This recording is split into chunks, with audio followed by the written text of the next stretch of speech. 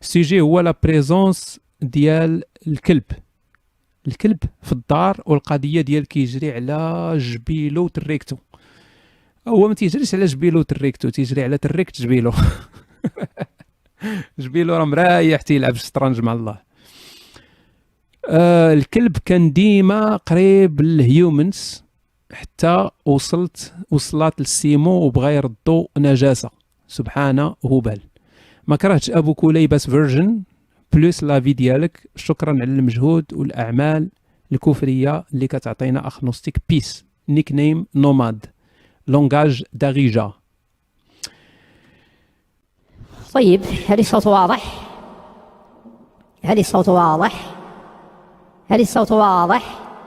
الحمد لله، الحمد لله حمدا كثيرا طيبا مباركا فيه كما يحب ربنا ويرضى. أما بعد أخي الحبيب، السؤال عن الكلاب، والحديث في الكلاب طويل وله شجون. والكلب في الإسلام له قيمة، بل كانت الكلاب تبول في مسجد رسول الله. كانت الكلاب تقبل وتدبر وتتبول في مسجد الرسول صلى الله عليه وسلم. وكان الصحابة لا يرشون عليها، أي لا يرشون ماء، فكانوا يتركون البول حتى يجف ثم يصلون. فالكلاب لا بأس بها إلا أن تكون كلاب سوداء. فالكلب الأسود شيطان، وقتله واجب.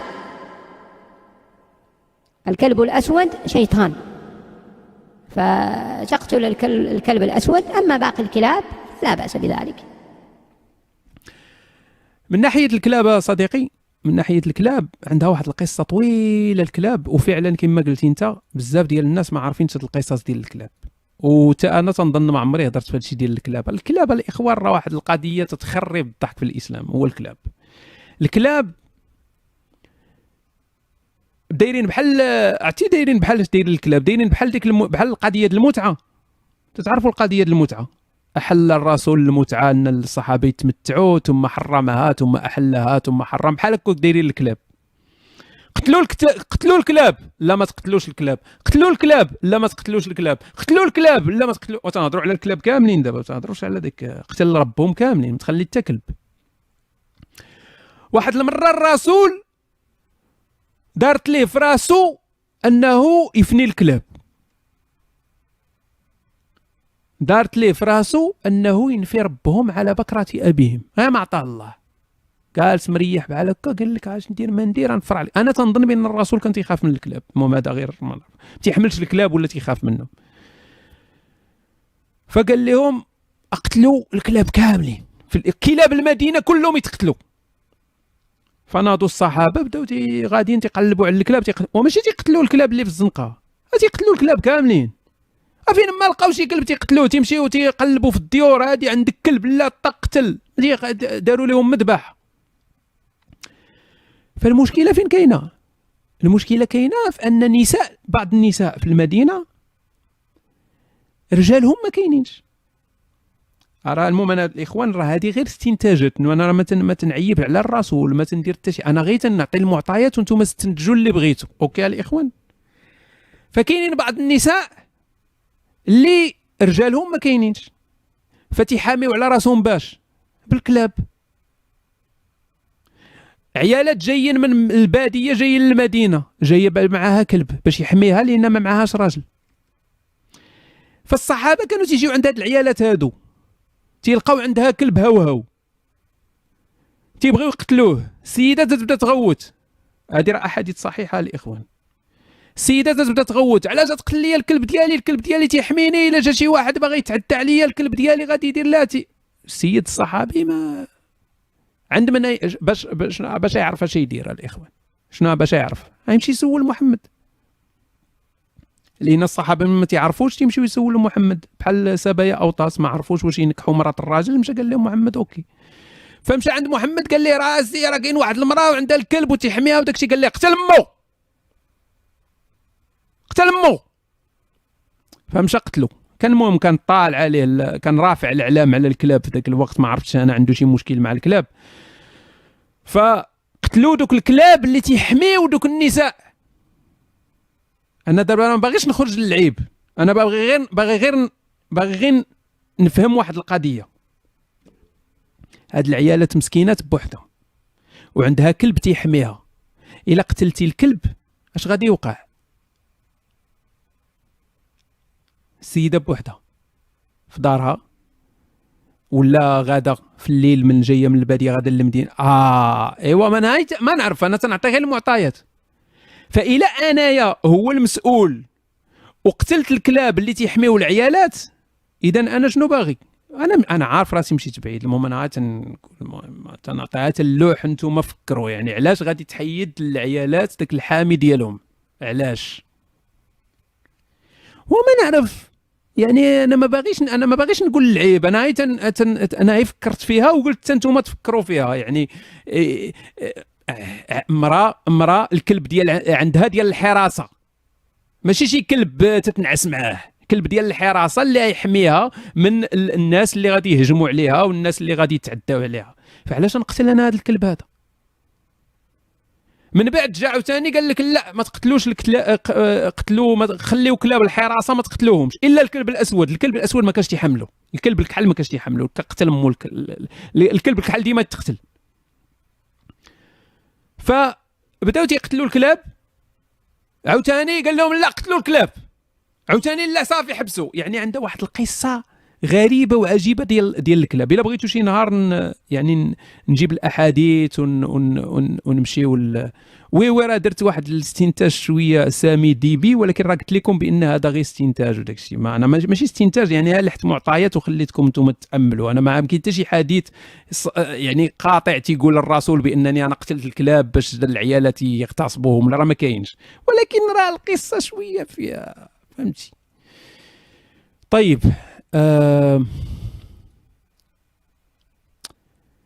أنا حازم، ما يمكنش يكون مغربي هذا. أنا حازم من الأردن، عمري 16 سنة. ويلي ويلي ويلي ويلي ويلي 16 سنة تاهما ولاو داخلين معنا. عمري 16 سنة، أعرفك من سنة، يعني تعرفني من كان عنده 15. أنت مؤثر إيجابي في حياتي، فشكرا لك من كل أعماق قلبي. حبيت أسألك عن نصائح تنمي عندي مهارة القراءة، لأنه كلما أفتح كتاب لا أطيق نفسي وأبدأ بالنعاس. أحبك في الله. طيب أول نصيحة أخي الفاضل هو ألا تقرأ الكتب قبل الذهاب إلى النوم. هذه أول نصيحة. يعني يجب أن تقرأ الكتاب وأنت نشيط، يعني بعد النوم أو في وقت يعني يكون عندك نشاط، تكون يقظ. أحسنت. والنصيحة الأخرى ربما نعم هي مسألة الكتب المسموعة. يعني ممكن أن تسمع الكتب بدل أن تقرأ، لأن القراءة نعم كذلك أخي سكيبتيكون سأخبره بذلك. فتقرأ، ممكن أن تسمع كتاب. أنا أحيانا عندما أكون أطبخ أو يعني أعمال يدوية أو أغسل مثلا الأواني أو شيء من هذا القبيل، أو يعني عندما أقوم بنشاط جسدي فأستمع للكتب. ممكن أن تسمع للكتب، تنصت لكتاب بدل أن تقرأ. نعم. أو الجشفاف بالدارجة المغربية، وفي رواية أخرى التكواز. وكذلك طبعا عندما يكون الكتاب مشوق بالنسبة لك، بالنسبة لاهتمامك أنت، فهذا يساعد على قراءة هذا الكتاب. أن تحمل كتاب ما موضوع الكتاب لا يهمك، فطبعا ستحس بالتعب وتحس بالملل أكيد، لأن الموضوع لا يهمك. لكن إن فتحت كتاب وفيه موضوع شيق بالنسبة لك وتحب هذا الموضوع وتريد أن تتعرف أكثر على ما يقوله هذا الكتاب عن الموضوع الذي يهمك، فهذا شيء يساعد.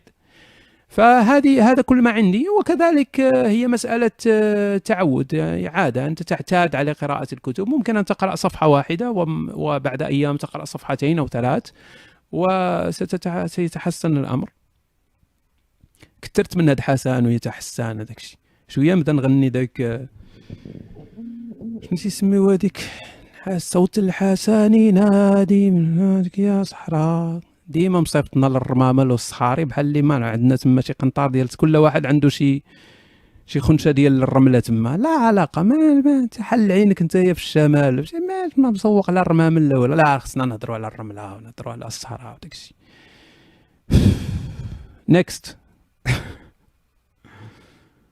طيب خويا هشام، واش كتعرف واحد السيد سميتو ابو عتيك كاين في لندن تيناظر الشيعة والملحدين في البالطوك وفي الساحات العمومية، تيقول فين ما كيناظر مع الملحدين يا اما كيجريو عليه ولا كيحيدوا ليه والله الا قال كيحيدوا ليه المايك، بغيت نقراها كيحيدوا ليه السروال ولا كيحيدوا ليه المايك. راه كاينين فيديوهات ديالو في يوتيوب بعدا انا طيرني جاب لي الله ابو كليبه. ما تنعرفوش يا صديقي هذا ابو عتيك؟ لا اعرفه.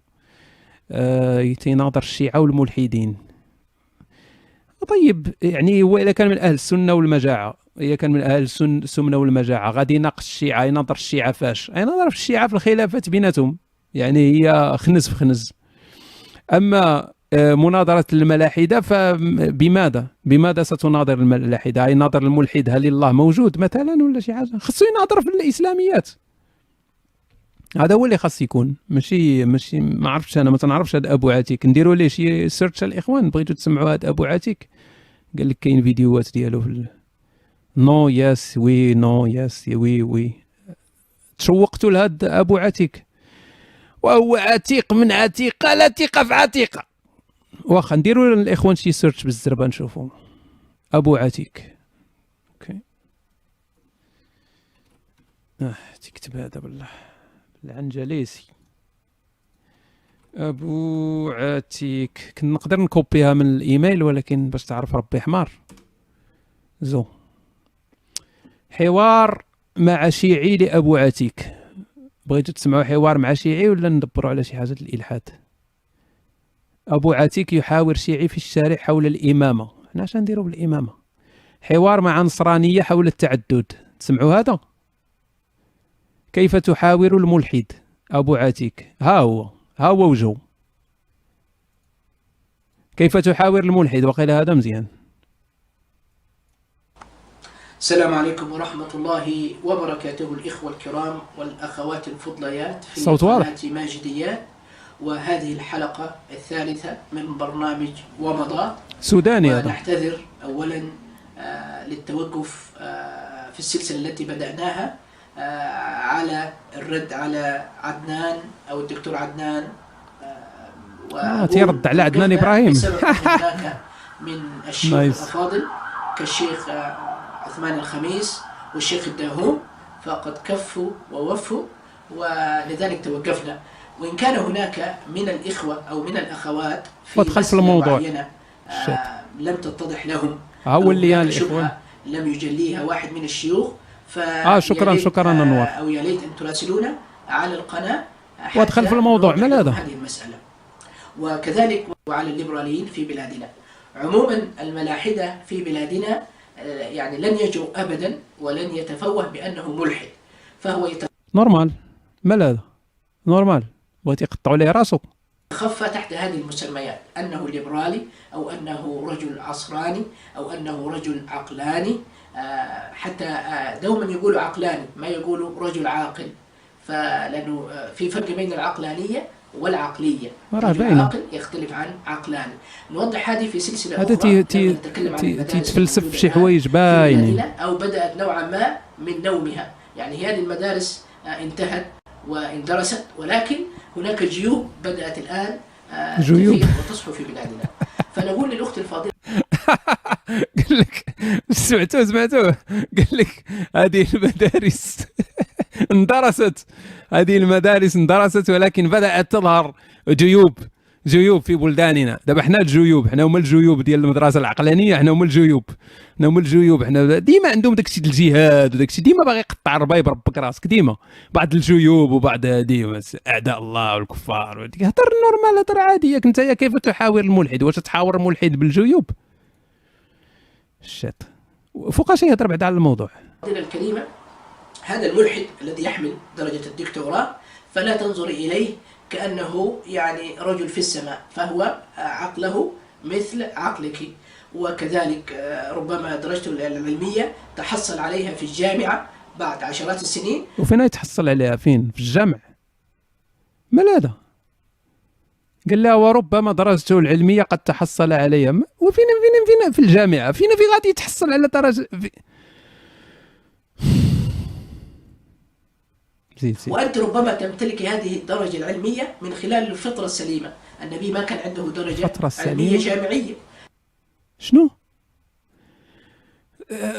اوكي، ربما الاخوان انا اللي ما فاهمش، فهموني انتم. قال لها بان هذا السيد اللي عنده الدكتوراه ربما تحصل عليها بعد عشرات السنين في الجامعه، ربما، ما نعرف، يقدر يكون شي بلايص اخرين حتى هما تيعطيو، ربما تحصل عليها بعد عشرات السنين في الجامعه، وربما انت عندك تلك الدرجه، يعني هي هاد السيده اللي ما عندها والو، ربما عندك في الفتره السليمه. واش انا ما بقيتش نفهم العربيه؟ شنو تعني؟ ربما أنت عندك تلك الدرجة في الفترة السليمة. كاين شي فترة سليمة تناخذوا فيها الدكتوراه ولا شي حاجة؟ الفطرة، وعلاش تيقول فترة؟ وسمعت أنا فترة، والفطرة السليمة تتعطي الدكتوراه.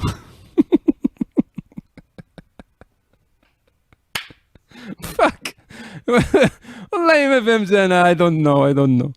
المهم نشوفوا شنو يقول الاخوان. نزيدوها شي هذه، بغيت نعرفوا، حيت هو قال لك كيف تحاور ملحد، انا بغيت نسمعوها شنو كيفاش تحاور ملحد، حيت نقدروا نستافدوا منه. صحابة النبي ما كان لهم درجات علمية جامعية. أنا لا أقلل من الدرجات الجامعية، لكن صاحب الدرجة العلمية هذا ما يأتي ويتعالى على الإسلام. تبدأ معه الحوار، ودعينا الآن نجعل حوار مع ملحد، فهو عادة يسأل هل اوكي بلاتي الاخوان شحال تعطيو انه غادي يقول البعره والبعير؟ ما نعرف، انا تنقول تكون فيها البعره والبعير. لا اي ثينك 100% ياك. لا ما نعرف، وما نشوف، انا حاس بان هادشي شي بعره وبعير، ما نعرف، هادشي اللي قال لي يا راسي.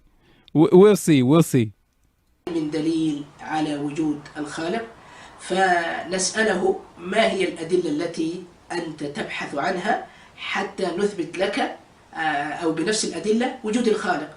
والكثير منهم دوما بمجرد أنك أنت سألتي أو أنت سألت هذا السؤال يقول أنا بدي أشوف الإله. go fuck yourself. سحبني شي واحد عنده في راسه شي حاجة. the fuck waste of time man. قال سمعت واش قال لك اي واحد، اي ملحد تيجي تيقول لك بغيت نشوف الله. شكون هذا الملحد اللي تيقول لك انا بغيت نشوف الله؟ مال هادو؟ وريني بغيت نشوف الله. وراه واش الدليل على وجود الاشياء هو الشوفان؟ راه برو باش فاك. المهم نساو الاخوان، نساو. المهم اللي بغى يكمل الفيديو ديالو يكملوا. راه كاين الحوايج اللي تنشوفوهم وماشي حقيقيين، راه كاين الحوايج اللي تنسمعوهم وماشي حقيقيين. راه الشوفان ديالك راه والو، راه النظر راه والو، راه خاصك دلائل علميه على وجود شي حاجه. اما هي تشوف، راه الا هزيتي راسك في السماء وشتي الشمس تبان لك واحد الكره صغيره وتبان لك تدور على الارض. واش الشمس كره صغيره تدور على الارض؟ ها انت شتيها، واش داكشي اللي شتي حقيقي؟ من تشوف واحد السراب، واش داك السراب حقيقي؟ راه تتوهم لك اشياء. من تشوف واحد الباترن في القمر ولا هادي، واش هذاك يعني بان راه كاين تما شي نيف منحوت ولا شي حاجه؟ راه الشوفان راه ماشي نعم الحواس تخدع، لان الحواس ديالنا مركزه على المساله ديال البقاء ديالنا على قيد الحياه فقط، ما مركزاش باش تعطيك نتايا ديك الحقيقه اللي في ديال زعما راه باش تعطيك داك الشيء رياضيا لاصق هو هذاك. نو، راه ما تيعتمدش العالم على الحواس ديالو، باش يثبت لك واحد الحاجه، راه خاصك دليل علمي باش هما مازال عندهم داك التفكير البسيط، داك التفكير ديال وتنسبها للملحد. تيقول لك الملحد غادي يجي عندي غادي يقول لي وريني الله باش نامن به. شكون قال لك؟ انا ما عمري غنجي عندك انا نقول لك وريني الله؟ اين الله بعدا؟ قبال من هذا الحزق هذا كامل. ما سوري يا الاخوان، شويه تنرفزت. دوزوا